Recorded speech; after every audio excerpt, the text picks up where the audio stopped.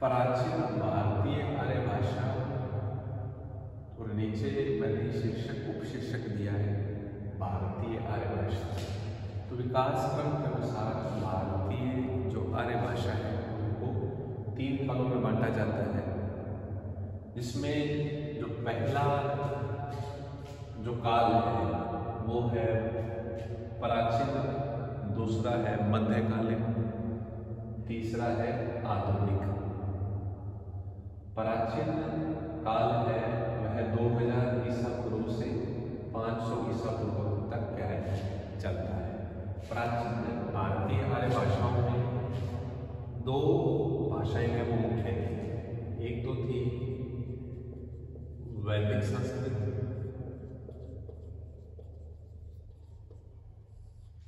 एक थी वैदिक संस्कृत और दूसरी है उसमें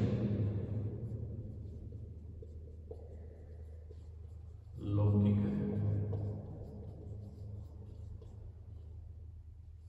संस्कृत। यानी कि प्राचीन भारतीय आर्य भाषा जो 2000 ईसा पूर्व से 500 ईसा पूर्व तक क्या है मानी जाती है, इनमें 2 भाषाएं चली थी। एक तो चली थी वैदिक संस्कृत और दूसरी चली थी लौकिक संस्कृत। और जो मध्यकालीन जो 500 ईसा पूर्व से 1000 ईस्वी तक जो चलती है, उसमें मध्यकालीन जो भाषाएं आती हैं वो पाली, प्राकृत,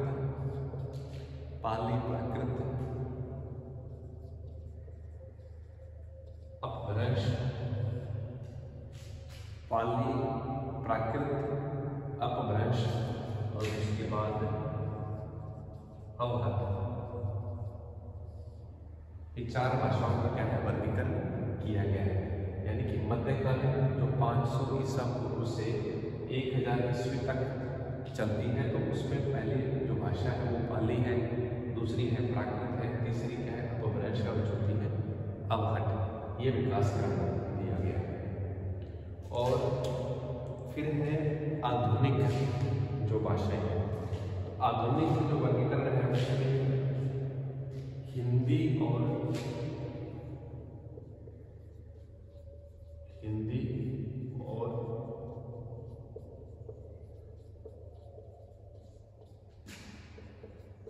हिंदीतर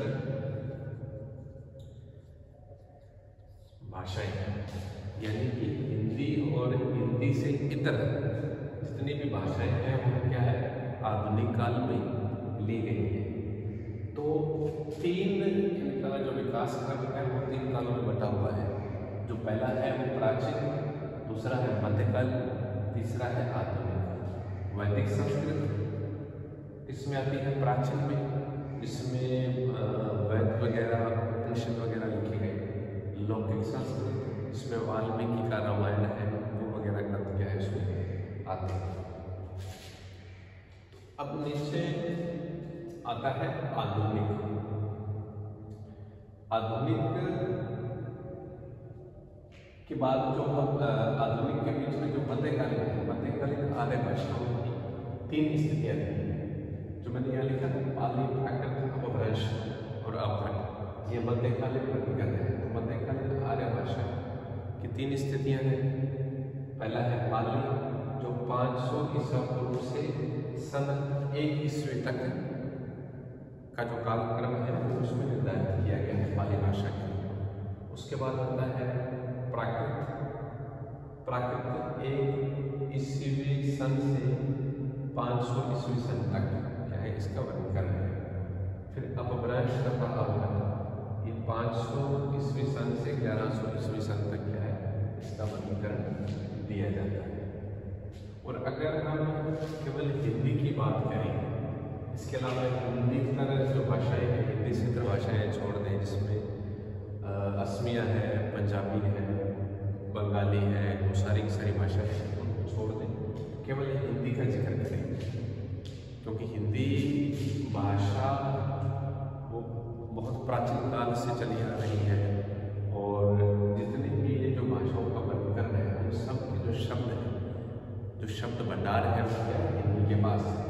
तो प्राचीन हिंदी 1100 ईस्वी से 1400 ईस्वी तक, मध्यकालीन हिंदी 1400 ईस्वी से 1850 ईस्वी तक, और आधुनिक कालीन हिंदी 1850 ईस्वी से अब तक जो स्थिति कैसी रही हिंदी की, कितना उसमें विकास हुआ, क्या उसकी दशा रही और अब किस दिशा में वो आगे बढ़ रही है, अग्रसर हो रही है, उसका जो वर्णन है पूरा का पूरा क्या है हिंदी भाषा की जो कालक्रमिक स्थिति है उसमें क्या है देखेंगे।